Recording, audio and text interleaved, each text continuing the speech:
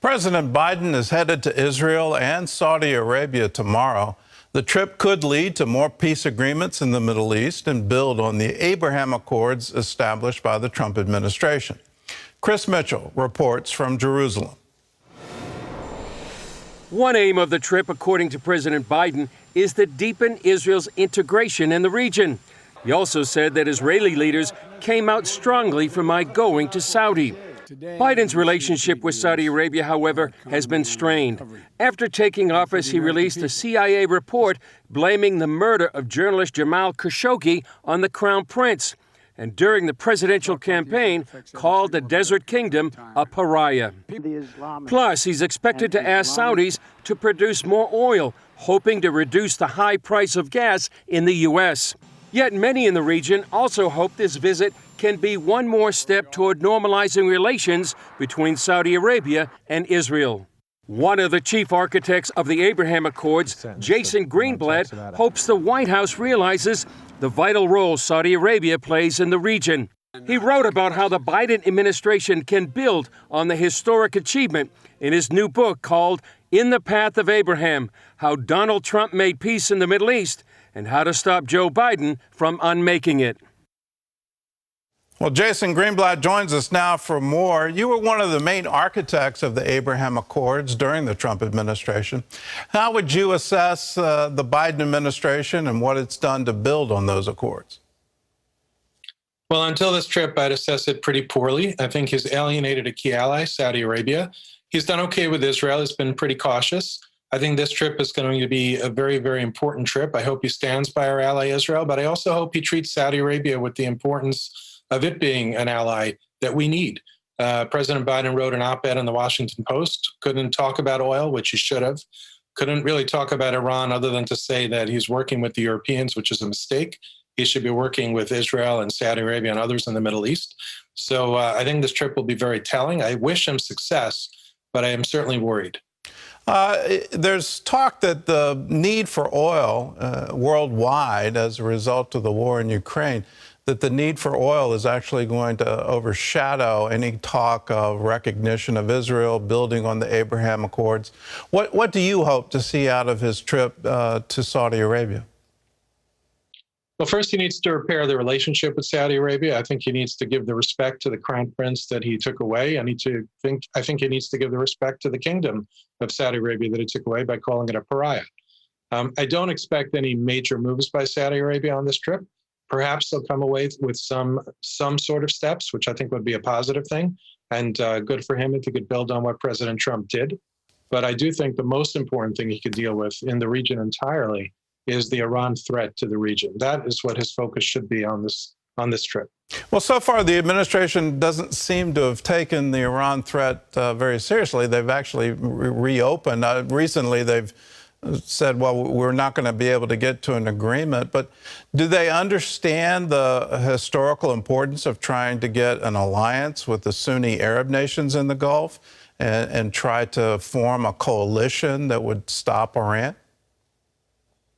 No, I don't think they do. They pay a little bit of lip service to that, but we're still very tied to the Europeans. Think about our weakness. Look at the weakness we show Iran. We're negotiating, or until very recently, we were negotiating through a European proxy. We can't even be in the room to make our own demands. We appear very, very weak. The Europeans are just not relevant to this equation. They're not on the threat. They're not on the line of fire that the Middle East is. We should be only tying ourselves to the Middle Eastern countries who are in the direct line of fire. The Europeans have their own problem in their own backyard, and look what's happening now. Iran is helping Russia attack Ukraine, so they're destabilizing. Iran is destabilizing Europe, and the Europeans want to make a deal with Iran, who's threatening the Middle East. The Europeans are just not the right people that we should be partnering with on this. How close do you think Iran is to actually developing a nuclear weapon? And if they do get one in the near term, what does that do to the region? Very hard to tell how close they are. I mean, Israel has released some intelligence. They had this unbelievable trove of intelligence that they managed to get a couple of years ago when President Trump was the president. It showed that Iran was cheating on the JCPOA, even though technically the JCPOA wasn't active at the time.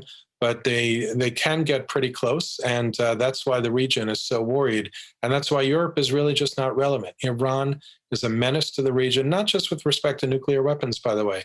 We gave them a ton of money when we signed the JCPOA under Barack Obama, and they used their terrorist proxies to attack Israel, to attack the UAE, to attack Saudi Arabia and others. They make mischief in Morocco, all sorts of places. So I don't think this administration really recognizes the threat that it is. I think we sort of bury our heads in the sand and think that if we could solve the problem for a couple of years, that's a good thing. But what do we tell our kids years later?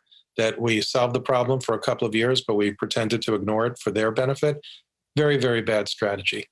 Well, I think Europe is getting involved now because Iran is sending drones to help Russia in the war in Ukraine. And you just look at their export of terrorism, their export of weapons, and they are a threat to the entire world. Let's turn to Israel for a moment. You helped draft the deal of the century to solve the Israeli-Palestinian conflict. And now the Biden administration, it seems like they want to go back to a two-state solution.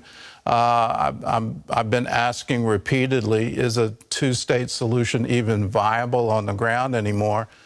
Do you think it can work? No, and I'll tell you why. Because the phrase really means nothing, right? Or I should say it means different things to different people. Until you get down into the details, what does that mean for Israel's security? Are you really going to give the Palestinians a complete sovereign state where they can use that as a launching ground to attack Israel the way Gaza, once Israel left Gaza, the way Hamas, the terrorists, the Iran-funded terrorists, have attacked Israel? The devil's always in the detail here, and that's why we drafted such a long, comprehensive plan. Yes, we all want peace, and yes, we all want the Palestinians to have better lives, but you got to sit down and do the work and understand what it means. So at the moment, I don't think any solution is viable. I don't think the Palestinian leadership in Ramallah is interested, and certainly the terrorist thugs in Gaza are not interested. But even if somehow you miraculously got them to the table, you got to get through the very hard details of defining what that Palestinian state really means and how to make sure our important friend and ally Israel never has to worry that it's going to be attacked by the Palestinians.